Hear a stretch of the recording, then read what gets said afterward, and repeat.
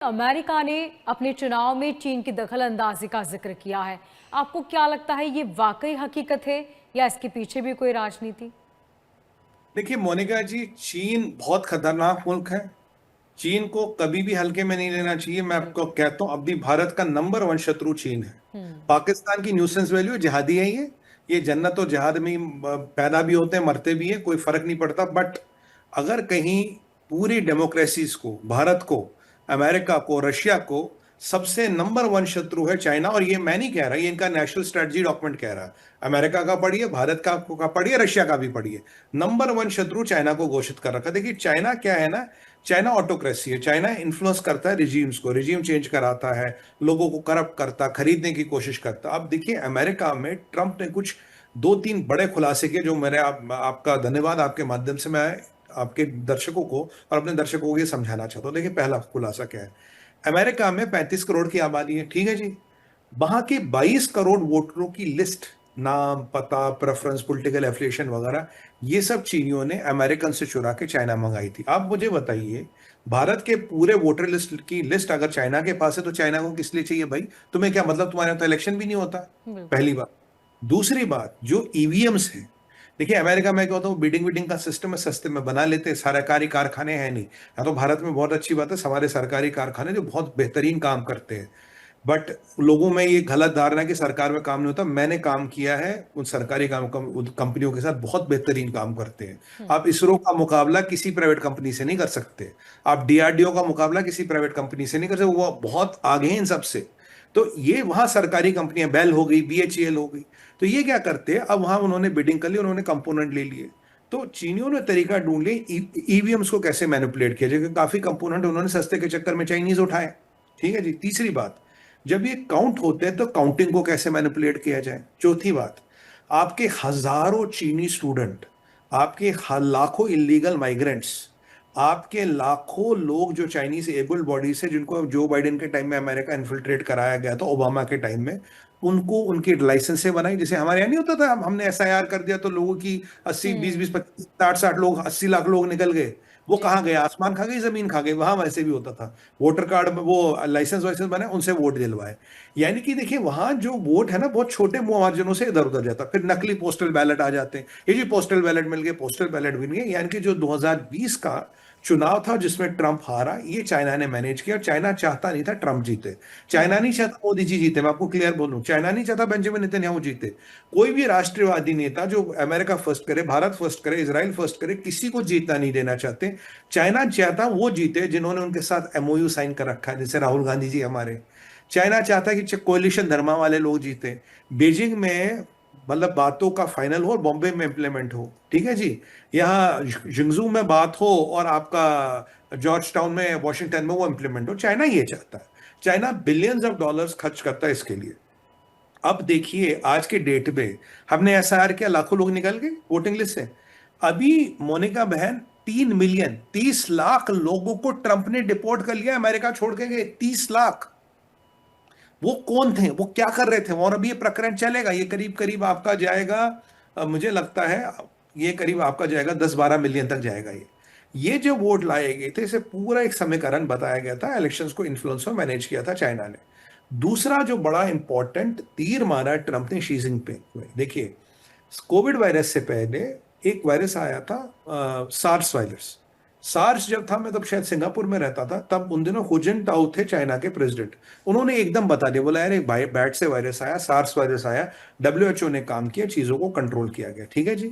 फिर जो Covid virus है, जिससे मैं आई एम वेरी श्योर कि मेरे तो भाई अपने रिलेटिव मरे, मुझे नहीं पता किसका क्या हुआ, मेरे अपने रिश्तेदार मरे हैं, मैं आपको बता रहा हूँ। I have lost my own people. अब ये वायरस जो था, इसको बनाया गया वुहान की लैब में।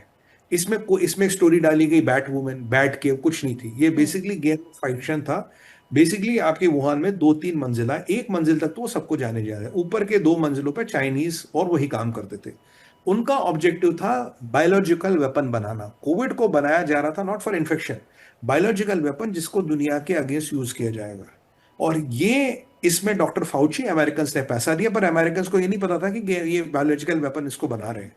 तो अमेरिकन का भी कुछ लेना देना था। ऐसे कई गेन ऑफ फंक्शन वाले करीब करीब 300 लैब्स को जो ओबामा के टाइम में फंड किया गया और उनको दुनिया भर में खड़ा किया गया, इसको एक बायोलॉजिकल वेपन बनाना था। तीसरी बात, आपको याद होगा जब कोविड पीक पे था, चाइना ने बोला भाई मैन टू मैन ट्रांसमिशन नहीं होता और ये बैट से आया हुआ वायरस है, कोई खास मसला नहीं है। वुहान में को लेके ट्रंप ने जो कल सच बोला, मेरे रोंगटे खड़े हो गए। वुहान से आप शंघाई नहीं जा सकते, वुहान से आप बीजिंग नहीं जा सकते, वुहान से आप बॉम्बे जा सकते हो, वुहान से आप एम्स्टरडेम जा सकते हो, वुहान से आप अमेरिका जा सकते हो, वुहान से आप दुनिया में कहीं जा सकते, कहीं भी जा सकते हो, और वुहान से विद इन चाइना आप कहीं नहीं जा सकते थे। यानी कि वुहान जो सबसे ज्यादा कनेक्टेड जगह है चाइना की, वहां से दुनिया भर जाकर फ्लाइटें गई, वायरस को जहाज दिए गए, आदमी मतलब चीनियों दुनिया भर ट्रैवल किया, चीनियों ने पूरी जगह वायरस फैला, पर वो चाइना चीनी वुहान से शीजिंग आपका शंघाई और बीजिंग नहीं जा सकता, पर वो स्विट्जरलैंड क्या, ऑस्ट्रेलिया क्या, अमेरिका कहीं भी जा सकता, बॉम्बे भी आ सकता था। पहली बात तो इन्होंने झूठ बोला। तीसरी बात आपको याद होगा वुहान पूल पार्टी, इन्होंने बहुत बड़ी पूल पार्टी की लोग वुहान पे, हजारों लाखों लोग नहा रहे, कह रहे जी कोई वायरस नहीं, सब ठीक हो गया।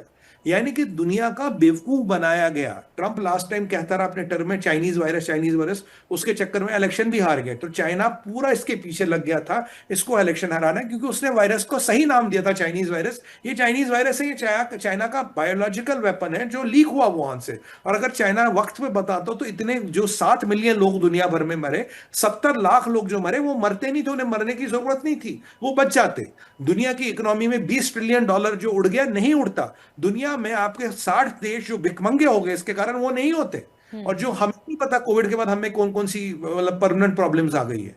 तो ये सब कल ट्रंप ने एक्सपोज किया, और इसने सीधा सीधा निशाना लगा शी जिनपिंग पे। जब हुजनता होता इससे पहले वाला, उसने बताया वायरस आया, बैट से उसने बताया, तो ये बैट की कहानी, बैट वुमेन की कहानी, बैट केव की कहानी सारी झूठी थी। आपने दुनिया में ये वायरस फैला, चाइना तो मना कर रहा। अब मुझे नहीं लगता जो सितंबर में शी जिनपिंग को अमेरिका जाना, मुझे नहीं लगता वो जाएगा, क्योंकि ट्रंप ने उसके खिलाफ मोर्चा खोल लिया। इसीलिए मैं आपके जो हमारा पहला क्वेश्चन था इससे पहले, अब इसके बाद क्या आपको लगता है कि भारत पे प्रतिबंध लगा सकते हैं? आपको सारी सप्लाई चेन भारत में करनी है, आपको सारे रिसोर्सेज भारत से चाहिए। भारत नहीं होगा तो आपकी दुकान बंद हो जाएगी साहब, आपकी पूरी फैक्ट्रियां बंद हो जाएगी, आपकी अर्थव्यवस्था नहीं चलेगी। इसीलिए भारत का विकल्प है ही नहीं दुनिया में। अरे चाइना के लिए क्या, अमेरिका के लिए, दुनिया में विकल्प नहीं है। इसीलिए हमारी एमईए का आप स्टेटमेंट देखें, जायसवाल साहब ने कहा हाँ हमारी नजर है उस पर, एक लाइन के स्टेटमेंट बोला हाँ नजर है जो भी हो रहा है। हम यहाँ कोई आपको चिंता लग रही है, आपको कोई टेंशन में लग रहा है, भारत में नहीं, हमें पता है इनकी औकात नहीं, कुछ नहीं कर सकते। पर ये जो चाइना को लेके खुलासे हुए बड़े जबरदस्त हुए। और आप देखिए गलवान में अगर मोदी जी घबरा जाते तो आज चाइना आपकी दिल्ली में बैठा होता। पर जो मोदी जी ने चाइना को औकात दिखाई, तो जो हमारे भाइयों ने गलवान में अपना खून बहा के चाइना को औकात दिखाई, चाइना तब से डरा हुआ। इसीलिए मैं आपको कह रहा हूं इन पे कोई भरोसा नहीं।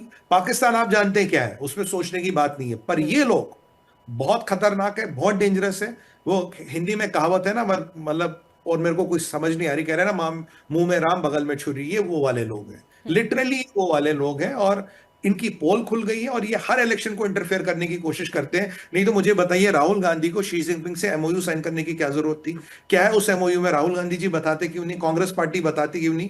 सोनिया गांधी खड़ी थी वहां, ये आपके शी जिनपिंग खड़े थे, वो फोटो दुनिया ने देखी। क्या है उस एमओयू में?